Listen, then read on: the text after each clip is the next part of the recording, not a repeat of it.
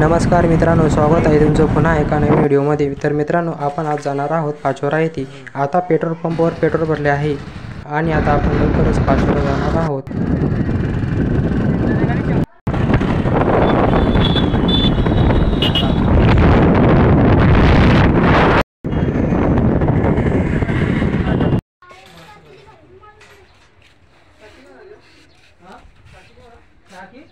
single phase